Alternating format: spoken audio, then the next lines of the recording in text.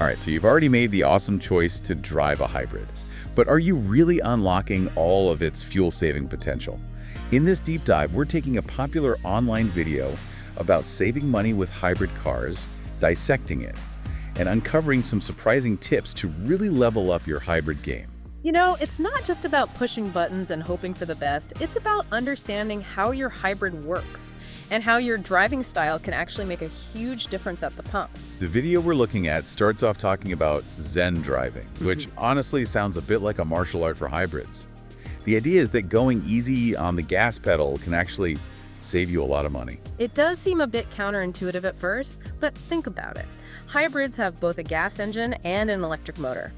And when you accelerate gently, you're letting the electric motor do more of the work, especially at lower speeds. Okay, that makes sense. Less gas burned right off the bat. But what about those times when you need a quick burst of speed, like merging onto a busy highway? Isn't it sometimes safer to accelerate quickly? Of course, safety always comes first. There are definitely situations where you need to get up to speed quickly, but the Zen driving philosophy is more about avoiding those unnecessary bursts of acceleration. It's about anticipating traffic flow and using a technique they call pulse and glide, where you accelerate gently and then coast to maintain your speed. Pulse and glide, huh? Almost like riding a wave, I guess.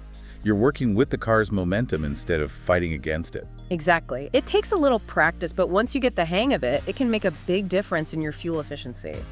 The video even gave a real-world example using the Toyota Yaris hybrid. Oh yeah, I remember that. What were the numbers again? They said that a Yaris hybrid, which usually gets around 60 miles per gallon, could actually squeeze out an extra 5 or 6 miles per gallon just by driving more smoothly. Wow, I had no idea it could be that much. Those extra miles definitely add up over time. We have to try this pulse and glide thing. It's definitely worth experimenting with. You might be surprised at how much it changes your driving experience. It's less about speed and more about efficiency and flow. Okay, so Zen driving is about being smooth and efficient. What's the next trick up our hybrid sleeve? Well, this one ties in nicely with what we just talked about, regenerative braking. You know how hybrids can recharge their batteries while you're driving? Yeah, I've always thought that was pretty cool, but to be honest, I don't really get how it works. Basically, it's capturing energy that would normally be wasted. When you apply the brakes gently in a hybrid, the electric motor switches into generator mode. So it's like a little power plant right there in your brakes. Pretty much.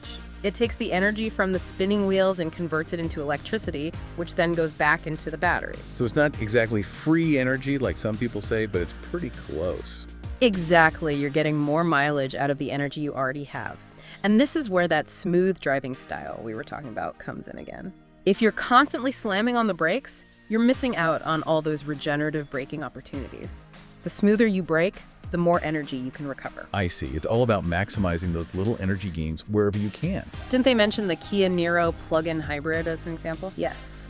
They said the Niro can get up to 30 miles of electric range on a full charge. But if you're not taking advantage of regenerative braking, you're definitely not going to get anywhere near that. Even regenerating a couple of extra miles here and there can make a difference over time. I'm starting to realize that this is all about making small, consistent changes that add up to big savings in the long run. It's not about one magic trick, but a whole bunch of little ones working together. That's a great way to put it.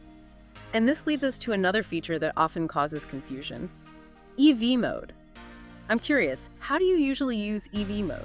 Well, I thought the point of having a hybrid was to drive on electric power as much as possible, so I usually try to use EV mode whenever I can. Ah, that's a common misconception. While it seems intuitive, it's actually most effective in certain situations. Think about city driving. Lots of stopping and starting, idling at lights. That's where EV mode really shines. So I can save EV mode for those low-speed stop-and-go situations. Exactly, because using EV mode on the highway, for example, can actually be counterproductive. The electric motor has to work much harder to maintain those higher speeds, which drains the battery quicker. So I could actually end up using more gas if I overuse EV mode. Interesting. The Toyota Prius plug-in hybrid was mentioned in the video, wasn't it? It was. They used it to demonstrate how using EV mode on the highway can cut your electric range in half. It's all about understanding how to use the right tool for the right job. I'm learning so much. This video is packed with useful info. What other hybrid secrets are they hiding? Well, up next is something we all love to hate, especially during the summer: the AC. Ugh, the AC. I love it, but it's such a fuel hog. Is there any way to stay cool without sacrificing efficiency? The video recommends exploring alternative comfort options, like using the vent to circulate fresh air, or even heated seats during colder months. That's a good point. I do tend to overuse the AC.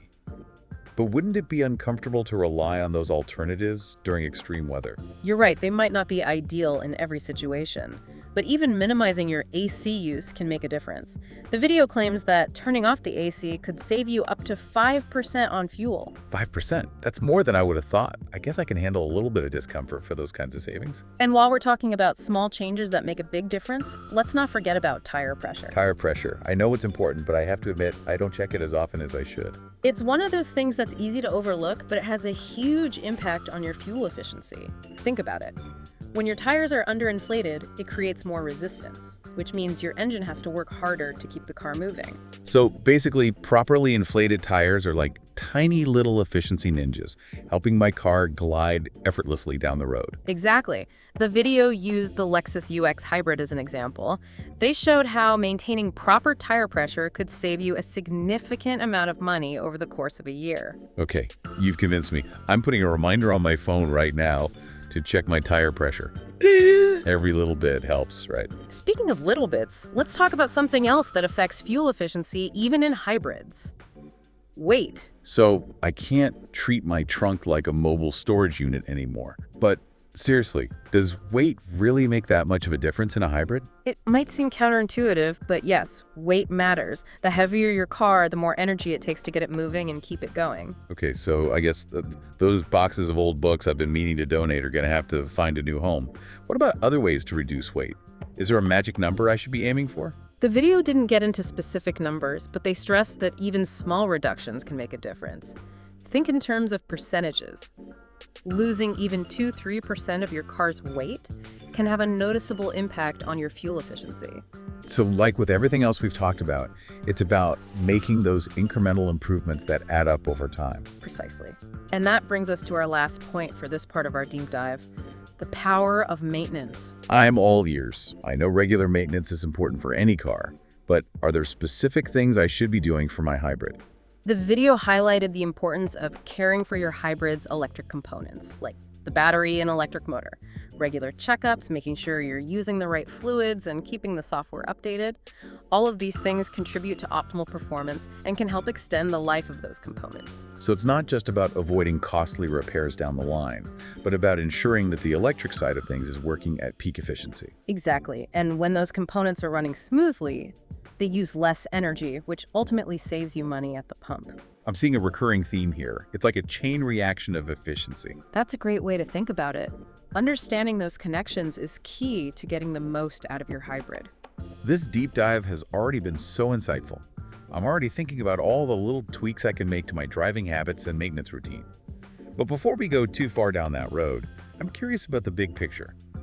What kind of overall savings potential are we talking about here? That's a great question, and one we'll definitely delve into after a quick. Hold on. No breaks needed this time. We're diving straight into part 2, so stay with us. Okay, so we've uncovered some pretty sneaky ways to boost your hybrid's efficiency, but let's talk numbers. Are we talking about saving a couple bucks a week, or can these strategies really make a noticeable difference in my budget? Get ready to be impressed. The video we're deep diving into claims that by using all these tips, you could potentially cut your fuel costs by a whopping 25 to 30%. That's serious money. Whoa, 25 to 30%. Honestly, I was expecting maybe a 5 or 10% improvement at best. That kind of savings would definitely free up some cash for, well, more deep dives. They gave a real-world example to illustrate this, right? They did. They used the Toyota Corolla Hybrid as a case study. Oh, the Corolla. Yeah. A typical Corolla Hybrid gets about 50–55 miles per gallon, but they suggested that with these techniques, you could be looking at 65–70 miles per gallon. No, that's impressive. Imagine the impact on your annual gas bill. I'm starting to think my hybrid's been hiding its true potential this whole time. It's all about understanding how to work with the technology, not against it. But it's not just about those immediate savings at the pump. Think about the long game. Consistently saving 25–30% on fuel over the lifetime of your car. That adds up to a serious financial advantage. You know, it's funny, when I first got my hybrid, I was so fixated on the sticker price and those initial MPG claims that I didn't really consider the long-term savings potential. This deep dive is making me rethink my whole approach. It's a common oversight. We often get caught up in the initial investment and forget to factor in the ongoing benefits of making smart choices. With hybrids, the real payoff comes from those consistent, everyday savings. It's almost like building a good financial habit. But instead of putting money in the bank, we're keeping it out of the gas tank. And speaking of a different kind of saving, we haven't really touched on the environmental benefits of all this fuel efficiency. That's a critical piece of the puzzle, and one that the video definitely emphasizes. For sure. Reducing your fuel consumption by that much has a direct and significant impact on your carbon footprint. Less fuel burned equals fewer emissions released into the atmosphere. So it's a win-win. Saving money A&D, shrinking my environmental impact. Talk about a feel-good combo. But I'm curious, did the video go beyond just stating that fact? Did they offer any compelling narratives or stories that really drive home the environmental impact? They didn't get into specific narratives, but they did leave viewers with a powerful question to ponder. They asked, think about the environmental impact of these savings too. Not just money in your pocket, but a lighter footprint on the planet. I like that. It's not just a pat on the back for saving money. It's a call to action to consider the broader implications of our choices. It encourages us to think beyond our immediate needs and recognize that even seemingly small actions like how we drive can contribute to a more sustainable future. This has been such a fascinating journey so far. Yeah. But before we get too philosophical, there's one more aspect of this whole hybrid efficiency thing that I'm really curious about, the psychological element. We've talked about the mechanics and the techniques, but what about the mental game? That's a brilliant observation. The video didn't explicitly delve into that, but it's the crucial element nonetheless. Right. Our mindset and driving habits are deeply interconnected, and I think that's worth exploring further. Exactly. It's almost like there's an art to mastering hybrid driving. A certain Zen-like state of mind that unlocks its full potential. And that's what we'll be diving into in the final part of this deep dive. Welcome back. We've gone deep on the tech and the strategies for squeezing every last drop of fuel efficiency out of your hybrid. But now let's shift gears and talk about something a little more intangible, the psychology of efficient hybrid driving. You know, it's remarkable how much our mindset actually impacts our driving habits and ultimately how much we spend on gas. You know, I've noticed that when I'm in a rush or I'm stressed out, I tend to drive a bit more aggressively.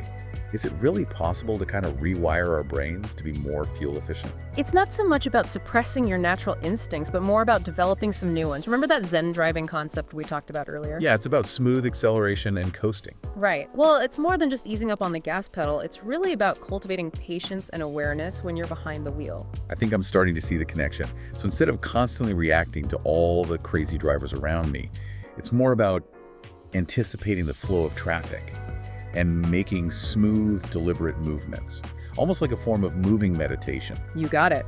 It's about shifting from that mindset of urgency and competition to one of calm and efficiency. Instead of battling the traffic, you kind of become one with it. Okay, I like that. It's almost like we're channeling our inner hybrid, quiet, smooth, effortlessly gliding through the chaos.